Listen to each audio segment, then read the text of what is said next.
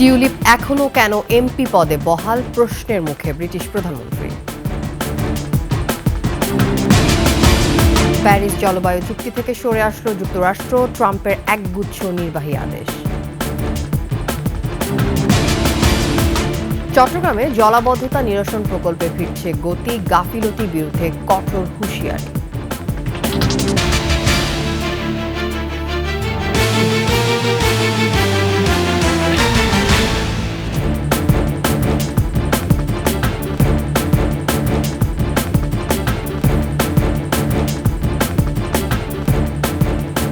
শুনছিলেন সংবাদ শিরোনাম। আমন্ত্রণ ২১ সংবাদে আপনাদের সাথে থাকছে আমি তাসনিম আরিফা।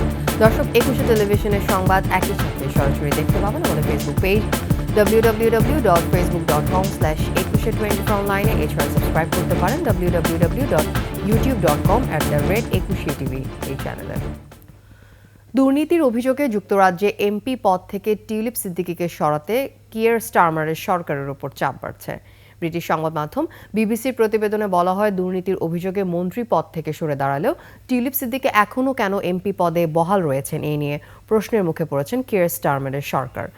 দলীয় বিভিন্ন সূত্রে বরাতে বিবিসি জানায়, বাংলাদেশে গণ অভ্যুত্থানে ক্ষমতাচ্যুত প্রধানমন্ত্রী শেখ হাসিনার সঙ্গে টিউলিপ সিদ্দিকীর যোগসাজশ সম্পর্কে লেবার পার্টি অনেক আগে থেকেই অবগত ছিল। তারপরও যুক্তরাজ্যে বাংলাদেশিদের ভোট পেতে এ ব্যাপারে লেবার পার্টি উদাসীন ছিল বলে উল্লেখ করা হয় প্রতিবেদনে।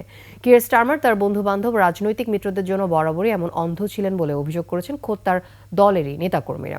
এ অবস্থায় যুক্তরাজ্যে এমপি পদ থেকে টিউলিপ সিদ্দিকীকে সরানোর দাবি জোরালো হচ্ছে।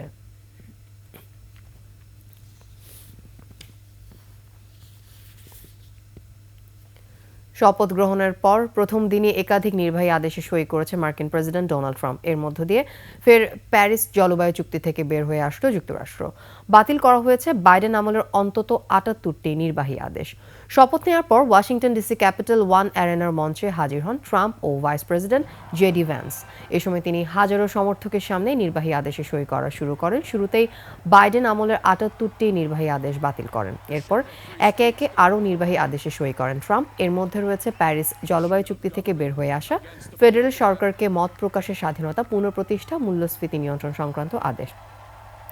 নির্বাহী আদেশে সই করার পর জনতার উদ্দেশ্যে কলম ছুড়ে দেন ট্রাম্প। পরে হোয়াইট হাউসে ফিরে গিয়ে আরও আদেশে সই করেন এই রিপাবলিকান নেতা।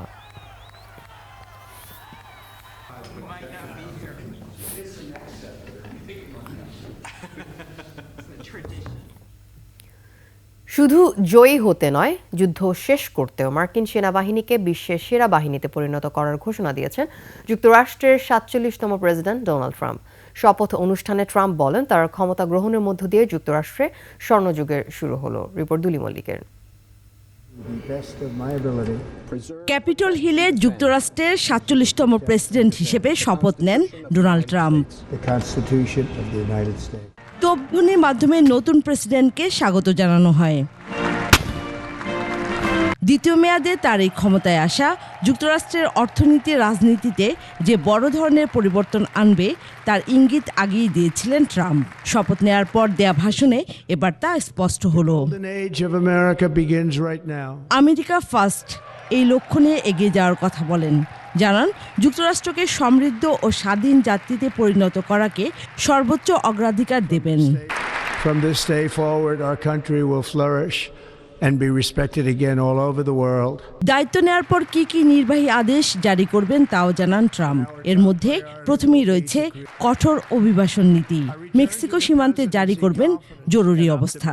All illegal entry will immediately be halted and we will begin the process of returning millions and millions of criminal aliens back to the places from which they came. যুদ্ধ শেষ করতে মার্কিন সেনাবাহিনীকে বিশ্বের সেরা বাহিনীতে পরিণত করারও ঘোষণা দেন তিনি। Like in 2017, we will again build the strongest military the world has ever seen. Panama খালের নিয়ন্ত্রণ, মেক্সিকো গলফের নাম পরিবর্তন সহ নির্বাচনের সময় দেয়া অধিকাংশ প্রতিশ্রুতি বাস্তবায়নে নির্বাহী আদেশ জারি করা হবে বলেও জানান ট্রাম্প। বক্তব্যে বাইডেন প্রশাসনেরও সমালোচনা করেন। সবশেষে শপথ গ্রহণের দিনটিকে মুক্তির দিন ঘোষণা করে বক্তব্য শেষ করেন Trump. Duli Mallick, desk report, ২১ television. সুইজারল্যান্ডের ওয়ার্ল্ড ইকোনমিক ফোরামের সম্মেলনে যোগ দিতে 4 দিনের সফরে ঢাকা ত্যাগ করেছেন প্রধান উপদেষ্টা অধ্যাপক ডক্টর মোহাম্মদ ইউনূস। গত রাত 1টায় সুইজারল্যান্ডের উদ্দেশ্যে ঢাকা ছাড়েন তিনি। সম্মেলনে যোগদানের পাশাপাশি সাইড লাইনে 4 জন রাষ্ট্র ও সরকার প্রধানের সঙ্গে দ্বিপক্ষীয় বৈঠক করবেন প্রধান উপদেষ্টা। তারা হলেন জার্মানি চ্যান্সেলর ওলাফ শোলস, ফিনল্যান্ডের প্রেসিডেন্ট আলেকজান্ডার স্টাব, বেলজিয়ামের রাজা ফিলিপ এবং থাইল্যান্ডের প্রধানমন্ত্রী সিনাওয়াত্রা। বাংলাদেশ বিষয়ক একটি সংলাপ হবে, যেখানে গুরুত্বপূর্ণ ব্যবসায়ী প্রতিনিধি এবং বিভিন্ন আন্তর্জাতিক প্রতিষ্ঠানের প্রধান নির্বাহীরা অংশগ্রহণ করবেন। 25 জানুয়ারি ডক্টর ইউনূসের দেশে ফেরার কথা রয়েছে। জলাবদ্ধতা নিরসনে চট্টগ্রামে 5 বছরেও 8,312 কোটি টাকা খরচ করে মেলেনি সুফল, অথচ 4টি প্রকল্পে বরাদ্দ দেওয়া হয় 14,349 কোটি টাকা, যার মধ্যে 2টির মেয়াদ শেষ হয় গত বছরের জুনে আর বাকিগুলোর মেয়াদ বেড়েছে আরও 6 মাস। এ অবস্থায় বর্ষা মৌসুমের আগে প্রকল্পে গতি ফেরাতে চায় অন্তর্বর্তী সরকার। কাজে গাফিলতি পাওয়া গেলে ব্যবস্থা নেওয়ার কথা জানান উপদেষ্টারা। রিপোর্ট হাসান ফেরদৌসের। দেশের বাণিজ্যিক রাজধানী হিসেবে খ্যাত বন্দরনগরী চট্টগ্রামে জলাবদ্ধতার সংকট যেন শেষই হচ্ছে না। সামান্য বৃষ্টিতেই কোমর পানি যেন স্বাভাবিক ঘটনা। চট্টগ্রামবাসীকে এই সমস্যা থেকে মুক্তি দিতে এবার নড়ে চড়ে বসেছেন অন্তর্বর্তীকালীন সরকার। জলাবদ্ধতা নিরসনে নেয়া প্রকল্পগুলো বাস্তবায়নে বৈঠক করেন বিভিন্ন সংস্থার প্রতিনিধি সহ 3 উপদেষ্টা স্যারের নির্দেশনা অনুযায়ী বৈঠকে বিভিন্ন অনিয়ম তুলে ধরে ক্ষোভ প্রকাশ করেন নাগরিক আন্দোলনের নেতারা। তুলে ধরেন সম্ভাব্যত যাচাই ছাড়া নেয়া উদ্যোগগুলো। এই ড্রেনেজ প্রজেক্টটার জন্ম হয়েছে বিকৃতভাবে, বিকলঙ্গভাবে এবং বিকৃত ইচ্ছা শক্তি থেকে। জলাবদ্ধতার জন্য পাহাড় কাটাকে দায়ী করে সিডিএর ভূমিকা নিয়ে ক্ষোভ জানান বন ও পরিবেশ উপদেষ্টা। এটা দেশের আইন, পাহাড় কাটা যাবে না এবং আপনি সিডিএ হিসাবে আপনি আটকাবেন। পরিবেশ তার কাজ করলো না, ফেলে দিলাম পরিবেশকে। আপনি আপনার কাজ কতটুকুন করেন? এর আগে চট্টগ্রামের জলাবদ্ধতা প্রকল্পের কাজ পরিদর্শন করেন সড়ক পরিবহন ও সেতু উপদেষ্টা, ত্রাণ ও দুর্যোগ ব্যবস্থাপনা উপদেষ্টা এবং বন ও পরিবেশ উপদেষ্টা। কাজের অগ্রগতি নিয়ে ক্ষোভ প্রকাশ করে উপদেষ্টারা বর্ষার আগেই প্রকল্পের কাজের গতি আনার নির্দেশ দেন। আগামী বর্ষায় আমরা আসব, বিশেষ করে যখন হয়ে যায়, জলমগ্ন হয়ে যায়, তাহলে নিশ্চয়ই আমরা আমাদের যাদেরকে এই 4 জনকে যাদের দায়িত্ব দেওয়া আছে, আমরা এগুলো এসে দেখব। জলাবদ্ধতা নিরসনে 2017 সালে একনেকের সভায় 5,616 কোটি টাকা বরাদ্দ দেওয়া হয় সিডিএকে। দফায় দফায় প্রকল্পের মেয়াদ বাড়িয়ে আরও 3,000 কোটি টাকা বরাদ্দ নেওয়া হয়। সিডিএ ছাড়াও এই প্রকল্পে 1,620 কোটি টাকা খরচ করছে পানি উন্নয়ন বোর্ড। খাল খননে সিটি কর্পোরেশনকে 1,362 কোটি টাকা, কর্ণফুলী নদীর তীরে বেড়িবাঁধ কাম সড়ক নির্মাণে সিডিএকে আরও 2,779 কোটি টাকা বরাদ্দ দেওয়া হয়। হাসান ফেরদৌস, 21 টেলিভিশন, চট্টগ্রাম। মাঘের শীতে কাঁপছে উত্তর ও দক্ষিণ পশ্চিমের জনপদ। সূর্যের দেখা মিললেও কুয়াশা আর ঠান্ডা বাতাসে অনুভূত হচ্ছে কনকনে শীত। তাপমাত্রা ওঠানামা করায় বৃদ্ধি পেয়েছে শীতজনিত রোগ। প্রতিদিন হাসপাতালগুলোতে ভিড় জমাচ্ছেন রোগীরা। মাঝারি শৈত্যপ্রবাহের কবলে পঞ্চগড়। আজ সর্বনিম্ন তাপমাত্রা রেকর্ড করা হয়েছে তেঁতুলিয়ায় 7.10 ডিগ্রি সেলসিয়াস। প্রতিনিধিদের সহায়তায় ডেস্ক রিপোর্ট। পৌষের মাঝামাঝি শুরু হওয়া শীতের দাপট এখনো চলছে পঞ্চগড়ে। সন্ধ্যা নামলেই ঘন কুয়াশার চাদরে ঢাকা পড়ছে প্রান্তিক এ জেলা। বৃষ্টির মতো ঝরছে শিশির, কুয়াশার সঙ্গে হিম বাতাস ও শিশির ঝরায় রাস্তাঘাটে কমেছে চলাচল। প্রচণ্ড শীত উপেক্ষা করে জীবিকার তাগিদে নির্ময়ের মানুষ নেমে পড়েছেন কাজের সন্ধানে। কুয়াশা প্রচুর ঠান্ডা, আমরা কিভাবে কাজ করবে? কুয়াশার জন্য কিছু দেখা যায় না, রাস্তাঘাট অন্ধকার, আমরা কঠিন কষ্টে আছি, গাড়ি চালাতে পারতেছি না, কষ্ট বেশি ঠান্ডার জন্য। গতকাল শৈত্যপ্রবাহের কবলে থাকায় চুয়াডাঙ্গায় তাপমাত্রা বেড়েছে 2 ডিগ্রি সেলসিয়াস। তবুও মাঘের কনকনে ঠান্ডায় জবুথপু সাধারণ মানুষ। দিনভর সূর্যের দেখা মিললেও হিমেল বাতাস থাকায় অনুভূত হচ্ছে তীব্র শীত। ঠাকুরগাঁওয়ে সন্ধ্যার পর থেকে সকাল পর্যন্ত ঘন ও বৃষ্টির মতো কুয়াশার সাথে বইছে হিমেল বাতাস। গত 2 দিন ধরে সূর্যের দেখা না মেলায় আরও বেড়েছে ভোগান্তি। খুব ঠান্ডা চোটে কাজ করতে পারি না, এখানে আমরা কাটতেছি। একটা খুব বিধবা, তারপর আবার খুব কষ্টতে আছি, তারপরে আবার কাজ করে খেতে হয়। দেশের দক্ষিণী জেলা খুলনায়ও কুয়াশায় ঢাকা প্রকৃতি। তাপমাত্রা কম থাকায় হিম বাতাসে অনুভূত হচ্ছে তীব্র শীত, বেশি দুর্ভোগে দিনমজুর ও শ্রমজীবীরা। শীত কমছে না মৌলভীবাজারেও, কুয়াশা আর ঠান্ডায় বিপাকে দিনমজুর ও চা শ্রমিকরা।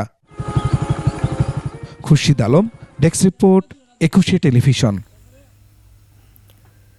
নিজেই নানা ব্যাধিতে আক্রান্ত দেশের একমাত্র ভেষজ বাগান আরোগ্যকুঞ্জ। প্রকল্প বরাদ্দের অভাবে 20 বছর ধরে নেই পরিচর্যা, ফলে নষ্টের পাশাপাশি চুরি হচ্ছে অনেক মূল্যবান গাছ। আরোগ্যকুঞ্জ দেখতে গিয়ে হতাশ হচ্ছেন পর্যটকরা। মৌলভীবাজার প্রতিনিধি বিকুল চক্রবর্তীর তথ্যচিত্রে ডেস্ক রিপোর্ট। মৌলভীবাজারের শ্রীমঙ্গল থেকে লাওয়াছড়ের ভেতর দিয়ে এগুলেই ফুলবাড়িতে চোখে পড়বে দেশের একমাত্র ভেষজ বাগান আরোগ্যকুঞ্জ। আদি অকৃত্রিম ভেষজ চিকিৎসা ব্যবস্থায় মানুষকে উৎসাহিত করতে 2002 সালে 4 একর জায়গা জুড়ে ভেষজ ও গুল্ম জাতীয় উদ্ভিদের সমন্বয়ে গড়ে তোলা হয় ভেষজ বাগান। বাগানে আছে অর্জুন, অশোক, আমলকি, চালমুগরা, চালতা, ছাতিয়ান, জয়ত্রী, তেঁতুল, পলাশ, রক্তচন্দন, রিঠা, শিমুল, শ্বেতচন্দন, সিভিট, হরিতকি, যজ্ঞ ডুমুর, মহুয়া ও বহেরা সহ 69 প্রজাতির ঔষধি বৃক্ষ। তবে উজ্জ্বল সম্ভাবনা থাকা সত্ত্বেও ভেষজ উদ্ভিদ চাষাবাদের কার্যক্রম এগিয়ে নেওয়া হয়নি, বরং যেটুকু আছে পরিচর্যার অভাবে তাও হারিয়ে যাচ্ছে। যথাযথ যদি পরিচর্যা না করে থাকি তাহলে কিন্তু এই ঔষধি গাছগুলো এখানে অযত্নে অবহেলার মধ্যে কিন্তু থেকে যাবে। নতুন প্রজন্মের জন্য আরো আরোগ্যকুঞ্জ করা হোক। আরোগ্যকুঞ্জে বেড়াতে এসে হতাশার কথা বললেন পর্যটকরা। কোনো সাইনবোর্ড না থাকায় আসলে আমরা বুঝতে পারছি না কোন গাছটার নাম কি। নতুন প্রজন্মকে চিনতে পারা আমাদের জন্য কঠিন হয়ে পড়ে।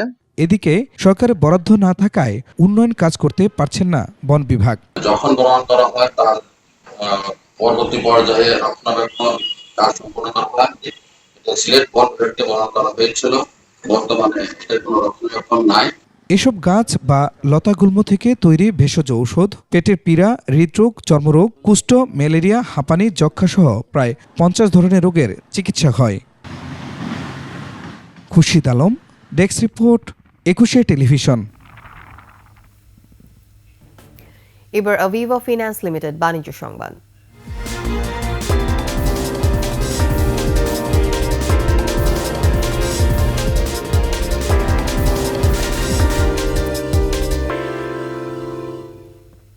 শেরপুরে জেলায় শীতকালে প্রায় 20,000 হেক্টর জমিতে সরিষা আবাদ হয়েছে। এই সুবিধাকে কাজে লাগিয়ে শেরপুরের চাষিরা বাক্সে মৌ চাষ করছেন। মৌ চাষ লাভজনক হওয়ায় দিন দিন বাড়ছে মৌ খামারের সংখ্যা, বাড়ছে কর্মসংস্থানও। জেলায় প্রায় 40 থেকে 50টি বাণিজ্যিক মৌ চাষের খামার গড়ে উঠেছে। মূলত উন্নত জাতের মেলিফেরা, সিরেনা এই দুটি জাতের মৌমাছি দিয়ে এখানকার চাষিরা মধু সংগ্রহ করছেন। নকলা উপজেলা চন্দ্রকোনা এলাকা এবং সদর উপজেলা ভাতশালা এলাকা মাঠ জুড়ে সরিষা ফুলে মাঠ ছেয়ে আছে। মাঠের একপাশে তাঁবু খাটিয়ে মৌ বাক্স বসিয়ে হাতের স্পর্শ ছাড়া মধু আহরণ করছে মৌ চাষিরা।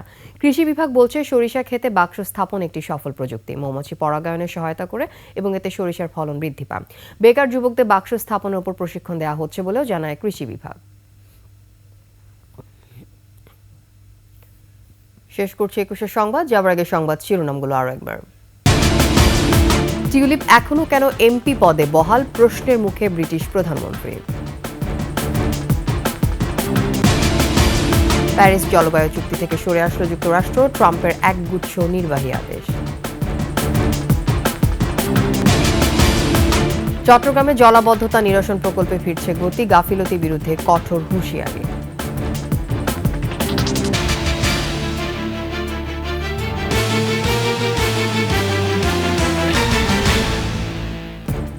সর্বশেষ খবর জানতে ডায়াল করুন 2021 নম্বরে, ভিজিট করুন 21-tv.com এই ওয়েবসাইটে।